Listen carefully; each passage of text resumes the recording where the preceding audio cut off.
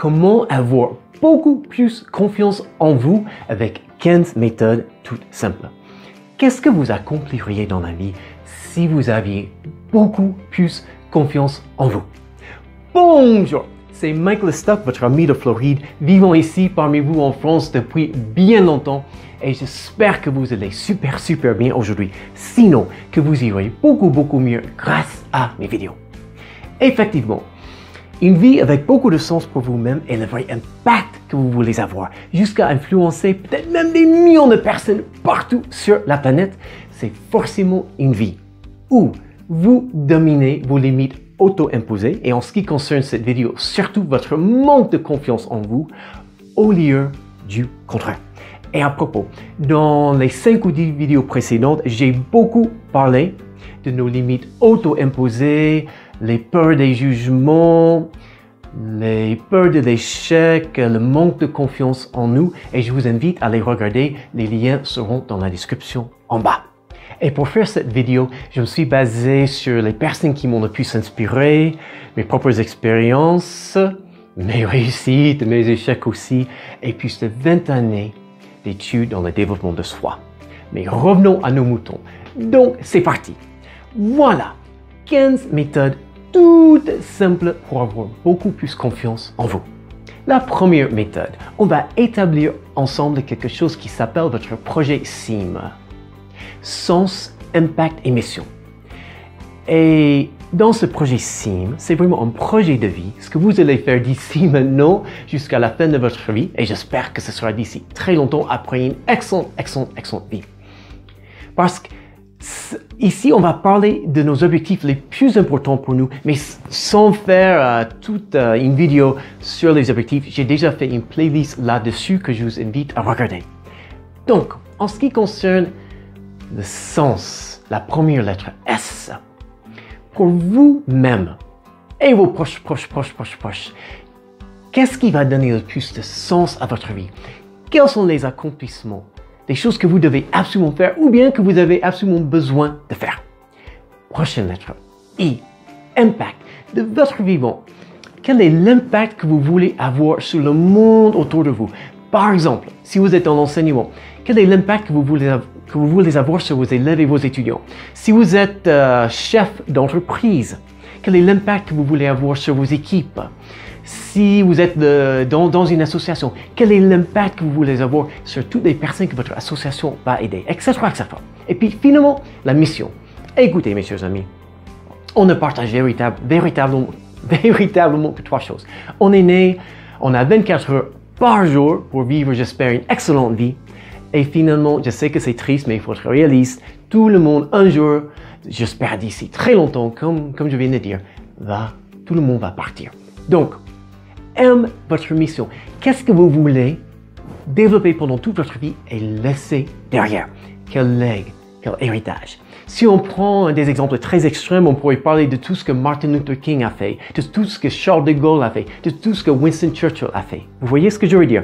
Des choses qui vont bénéficier aux autres longtemps après votre décès. Deuxième méthode, pour avoir plus confiance en vous. À la différence de l'école, dans la vraie vie, vous avez le droit de copier sur votre voisin. Ça ne veut pas dire que vous singiez à 100% exactement ce que font les autres. Mais vous prenez les personnes qui ont accompli ce que vous voulez accomplir, que vous admirez le plus pour leur qualité, pour leur positivité, etc. Et vous vous dites, comment est-ce que je pourrais être plus comme cette personne? Quelles sont ses réactions? Quelles sont ses énergies? Comment cette personne se comporte dans toutes les situations, etc. Donc, vous allez prendre les qualités des personnes qui vous inspirent le plus, que vous admirez le plus, et ce que vous allez faire, vous allez les adapter à vous-même, à votre propre sauce. Encore une fois, ce n'est pas une question de singer les autres, mais c'est de tout simplement imiter ce qui a le plus marché pour aider d'autres personnes qu'on admire à réussir. Troisième méthode, il y a énormément de personnes qui se sentent mal dans leur peau, donc pas confiantes, car elles ne savent pas comment maintenir, ou même commencer un dialogue avec des inconnus ou même avec des personnes qu'elles connaissent bien. Voilà un truc tout simple. Et je vais déjà vous citer quelque chose de Maya Angelou.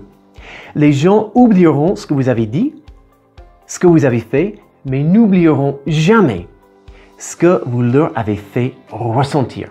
Donc, pour être vu comme quelqu'un qui est vraiment dynamique et doué pour la conversation, vous n'êtes même pas obligé de beaucoup parler.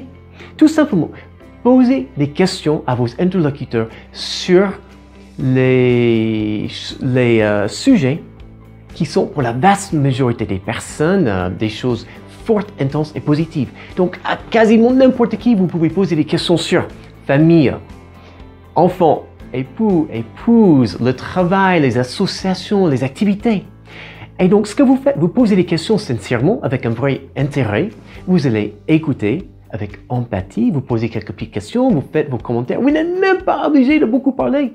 Et les gens vont penser que vous êtes super doué pour la conversation, mais presque tout ce que vous avez fait, vous avez posé des questions ouvertes sur des sujets qui intéressent beaucoup votre interlocuteur et vous avez écouté sincèrement. L'attention sincère que vous allez accorder aux autres, c'est quelque chose d'énorme pour vous faire apprécier et donc pour vous donner plus confiance en vous-même. Quatrième méthode.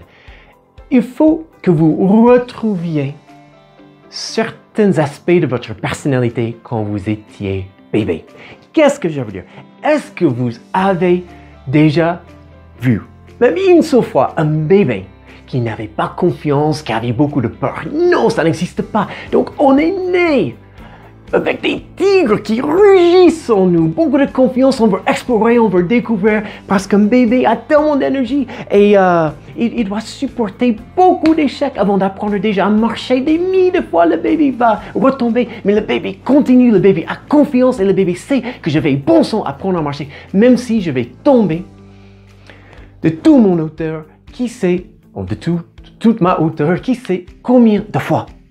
Donc, qu'est-ce qui arrive? C'est qu'on est programmé pour une vie époustouflante avec beaucoup de réussite et avec beaucoup de confiance en nous-mêmes. Mais on peut, après l'âge de 5, 10, 15, 20, 30 ans, etc., on peut se laisser tellement influencer par la négativité de la vie qu'on devient des personnes avec beaucoup de peur et qui n'ont pas confiance en eux-mêmes. Donc, retrouvez le bébé en vous qui était prêt à essayer, en sachant que je n'allais pas réussir chaque fois, mais que pensons avec assez d'efforts dans tout ce qui est important pour moi, parce que marcher, c'est très important pour un bébé, c'est l'une des premières choses, hein. Donc, dans tout ce qui est important pour moi, je vais y arriver et je vais créer une confiance en moi avec assez d'efforts et les bonnes méthodes. La cinquième méthode, vous devez apprendre à dominer votre ego. Votre ego est bien jusqu'à un certain point, parce qu'il va vous protéger de faire des choses peut-être un peu trop risquées, un peu trop dangereuses. Mais sinon, moi je parle ici plutôt de l'ego qui ne vous permet pas de vous auto-analyser et de vraiment analyser vos points forts, ça c'est relativement facile, et aussi vos points faibles. Donc, pour avoir plus confiance en vous-même, vous aurez à creuser avec une grosse pelle à travers toutes les couches de votre ego pour trouver qui vous êtes vraiment. Et à partir de ce moment-là, vous aurez les bases sur lesquelles travailler. Et étant donné que vous allez travailler et faire des efforts, vous aurez de plus en plus de réussite dans tous les domaines où vous voulez vous améliorer et vous aurez plus confiance en vous-même. Mais vous devez absolument laisser tomber votre ego qui refuse d'avouer, de faire face à vos faiblesses. Et je vois que le temps passe très vite. Et étant donné que j'essaie de faire des vidéos qui ne durent pas plus de 10 minutes, on va finalement diviser cette vidéo en plusieurs parties et en conclure la première partie maintenant. Donc voilà tout ce que j'ai à partager avec vous aujourd'hui. J'espère sincèrement que tout ce qu'on a partagé vous aidera à vivre une vie avec beaucoup plus de sens pour vous-même et beaucoup plus du vrai impact que vous voulez avoir, jusqu'à peut-être même influencer des millions de personnes partout sur la planète. Car maintenant, vous savez beaucoup plus comment combattre et dominer le manque de confiance en vous. Donc, merci bien d'être venu. Et les questions auxquelles je vais vous demander de répondre dans les commentaires sont les suivantes. Déjà, quelle est la première méthode que vous allez utiliser en premier? Et après, est-ce qu'il y a des choses que j'ai oublié de mentionner ou bien d'autres sujets dont vous voulez que je traite dans mes prochaines vidéos?